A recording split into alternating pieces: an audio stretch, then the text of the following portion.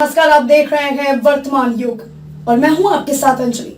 तो चलिए शुरुआत करते हैं आज की प्रमुख खबर। सबसे बड़ा लोकतंत्र स्थायी सदस्य नहीं तो विश्व के लिए बोलने का दावा कैसे, पीएम मोदी ने यूएन पर उठाए सवाल।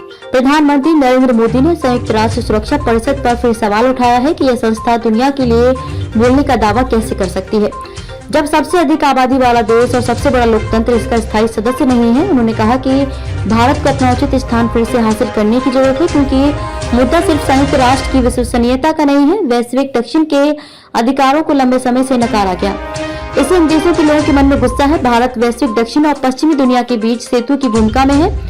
भारत वैश्विक चर्चा में अनूठा व विशिष्ट दृष्टिकोण लाता है। पीएम मोदी बृहस्पतिवार को 2 दिनी दौरे पर पेरिस पहुंच गए हैं। इससे पहले फ्रांस के अखबार को दिए साक्षात्कार में उन्होंने कहा कि प्राचीन काल से भारत वैश्विक आर्थिक विकास, तकनीकी उन्नति व मानव विकास में योगदान में सबसे आगे रहा है। विश्व भर में मंदी, खाद्य सुरक्षा, मुद्रास्फीति, सामाजिक तनाव जैसी समस्याओं का आज भारत समाधान पेश कर रहा है। इस वैश्विक पृष्ठभूमि में मैं भारतीयों में नया आत्मविश्वास और विश्व में अपना समुचित स्थान लेने की उत्सुकता देख रहा हूँ। पीएम ने कहा कि भारत वैश्विक चर्चा में अनूठा व विशिष्ट दृष्टिकोण लाता है। यह सदैव शांति, निष्पक्ष आर्थिक व्यवस्था, कमजोर देशों की चिंताओं और आम चुनौतियों के समाधान के लिए वैश्विक एकजुटता के पक्ष में खड़ा है। पीएम मोदी ने कहा कि ऐसे समय में जब दुनिया के कई देश बूढ़े हो रहे हैं, भारत दुनिया का सबसे युवा देश है। युवा हमारी सबसे मजबूत संपत्ति है। भारत के युवा व कुशल कार्यबल आने वाले दशकों में दुनिया के लिए भी संपत्ति होंगे। भारत के युवा दुनिया के लिए संपत्ति। भारत की सॉफ्ट पावर के स्तंभ को लेकर पूछे सवाल पर मोदी ने कहा कि हमारे निर्यात का युद्ध और पराधीनता नहीं रहा, बल्कि योग, आयुर्वेद, अध्यात्म, विज्ञान, गणित और खगोल विज्ञान रहा है।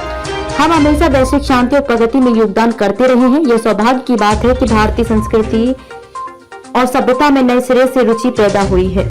योग आज एक घरेलू शब्द है। आयुर्वेद की हमारी पारंपरिक चिकित्सा को स्वीकार्यता मिल रही है। भारतीय सिनेमा, व्यंजन, संगीत और नृत्य की दुनिया भर में मांग हो रही है। पीएम मोदी ने कहा कि भारत फ्रांस साझेदारी का लक्ष्य स्वतंत्र, खुले, समावेशी, सुरक्षित व स्थिर हिंद प्रशांत क्षेत्र को आगे बढ़ाना है। दोनों देश हिंद महासागर क्षेत्र में प्रमुख शक्ति हैं। दोनों का लक्ष्य क्षेत्र में अन्य देशों की मदद करना भी है।